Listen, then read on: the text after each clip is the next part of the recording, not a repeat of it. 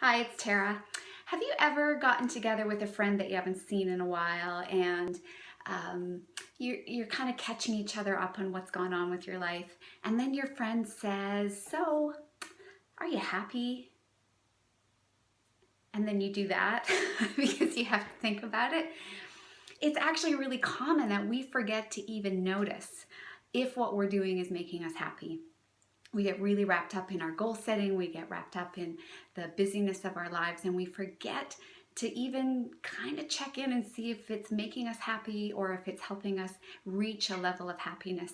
So this happened to me just the other day. I was reconnecting with a friend of mine and we did our little catch ups, and both of us really had really great years in lots of ways, but both of us, like all humans and like life is, had some personal, professional setbacks and some elements of change in our life. And one of the things we also forget is that times of transition are normal and they're not supposed to always be fun. So the end goal might be happiness and success and achievement and whatever it is that we're looking to pursue, but it doesn't mean that it's supposed to be fun, and it doesn't mean that it can be fun. And sometimes those times of transition are actually really difficult.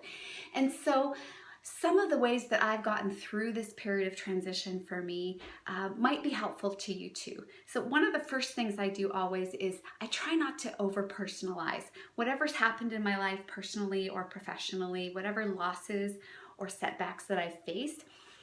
I do notice how it makes me feel. I feel every emotion, and I'm really healthy enough and in a grounded enough place that I can do that without getting to a state of being overwhelmed or getting stuck in it. So the first thing you want to do is make sure that you're doing some self-check and some self-care so that you are in a healthy place to process emotion. And if you're not, it's a good time to get some help or to spend some time with healthy people so that you're getting the proper, accurate perception of the events that are going on in your life. So that's really important.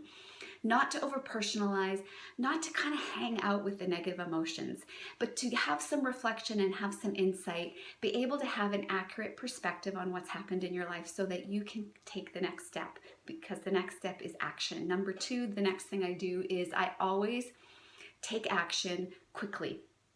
I typically will also include in that something physical, something that's going to change my physiology as I'm moving towards a new goal or a new direction, or I'm correcting my path in some way. So I often will pick up some kind of physical challenge, a new workout, something new to do that's going to keep my focus and my physical body active and moving and doing something brand new. That's really good for the brain as well, and it helps increase your resiliency to whatever it is that you're trying to work through. In that, I will also commit to whatever my next phase of action is. I will look around at what goals I still have, what kind of recon missions I need to either reestablish myself personally or professionally where I've faced loss, or just change directions entirely. So included in that, I did some not drastic things, but I did an evaluation of who was in my life and who was impacting me. And I became very detached from people that were really negative or had become a toxic influence or created a toxic environment for my life. So I don't really cut people out exclusively, but I will form detachment where things are just really professional and calm and drama free and but very protective of my space. And I only allow people then that come into my circle to be people that have really good energy, that are positive, that are supportive and encouraging of me.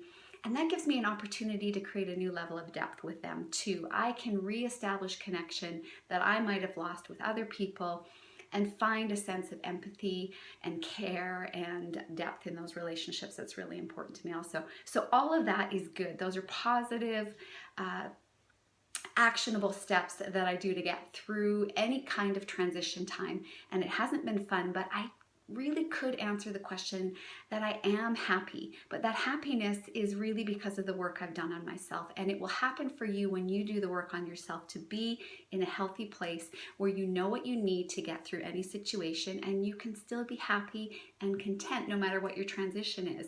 That's the beauty of this kind of work, is you do your inner work and the outer stuff doesn't impact you as much. The final thing I do, and I do it whether things are good, bad, or otherwise, is I really listen to myself. I know what I need to be nourished. So I did slip off the wagon. I accepted some friendly challenges to go out on some dates and to try and get myself out there more. This summer, I didn't really need a summer of adventure. I needed a summer of rest. I needed to be nourished. And for me, that isn't putting myself out there and going on a bunch of boring dates where, nobody really asked me anything about myself anyway. Nobody really cared. It just was more work. It just felt like more work. It wasn't nourishing and it made me feel drained. So I stopped all of that. I know what I need. What you need to do is look at what you need to feel better about yourself, what you need to do to nourish yourself in times of transition. Don't let yourself stay in a negative state. Don't let yourself stay with negative people. And don't put yourself in situations that are draining for you. Know what you need. Nourish yourself in that way. You will get through these times of transition. Then you can have more fun. It's not always a time for fun. Always try and build that in, but sometimes you just got to grind through to get to the other side. But know what you're working towards and do those check-ins and self-reflections along the way. It's going to help you get through any situation that you're going through, but you can maintain happiness even if you're not having fun. That's the goal. Until next time.